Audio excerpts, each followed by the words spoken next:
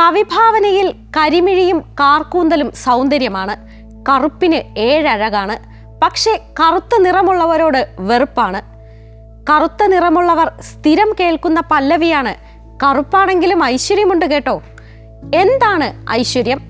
വെളുത്ത സ്ത്രീയുടെ ചിത്രം കാണിച്ച് ബ്യൂട്ടിഫുൾ എന്നും കറുത്ത സ്ത്രീയുടെ ചിത്രം കാണിച്ച് അഗ്ലി എന്നും പഠിപ്പിച്ച കാലമുണ്ടായിരുന്നു. പാഠപുസ്തകങ്ങളിൽ നിന്ന് ഒഴിവാക്കിയെങ്കിലും പല മനസ്സുകളിലും അത് ഇന്നുമുണ്ട്. അതിന് തെളിവാണ് നിറം കുറഞ്ഞ പെണ്ണിനെ വിവാഹം കഴിപ്പിക്കണമെങ്കിൽ കൂടുതൽ സ്ത്രീധനം ആവശ്യപ്പെടുന്നതും വിവാഹ കമ്പോളത്തിൽ മാറ്റി നിർത്തപ്പെടുന്നതും വേദിയിൽ കയറുന്നതിനു മുമ്പ് മുഖം വെളുപ്പിക്കേണ്ടി വരുന്നതും കറുപ്പ് നിറമുള്ളവർ കളവ് ചെയ്യുമെന്ന് തെറ്റിദ്ധരിക്കപ്പെടുന്നതും.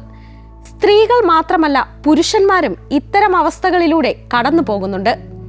എത്ര ഉന്നത പദവി അലങ്കരിച്ചാലും നിറം കറുപ്പാണെങ്കിൽ പരിഹസിക്കപ്പെടുന്ന അവസ്ഥ.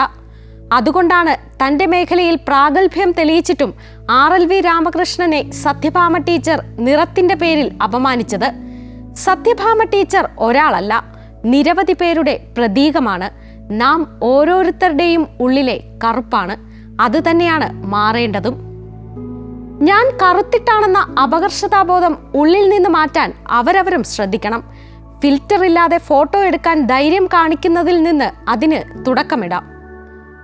സാങ്കേതിക വിദ്യയുടെ വളർച്ചയ്ക്കും ഉന്നത വിദ്യാഭ്യാസത്തിനും മനുഷ്യ മനസ്സിലെ കറുപ്പിനെ പൂർണ്ണമായി തുടച്ചു മാറ്റാനായിട്ടില്ല. കേരളത്തിലെ പുരോഗമനങ്ങൾക്ക് കറുപ്പിനോടുള്ള സമീപനത്തിലെ കാപട്യം തുടച്ചു മാറ്റാനായിട്ടില്ല എന്നതാണ് സത്യം. സൗന്ദര്യ സങ്കല്പങ്ങളുടെ അളവുകോൽ വെളുത്ത നിറമാണെന്ന് പറഞ്ഞത് ആരാണ്?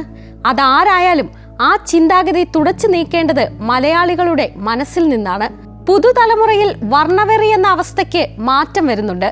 മാറേണ്ടത് മുതിർന്നവരാണെന്ന് ഓരോ സംഭവങ്ങളും വീണ്ടും വീണ്ടും ഓർമ്മിപ്പിക്കുകയാണ്.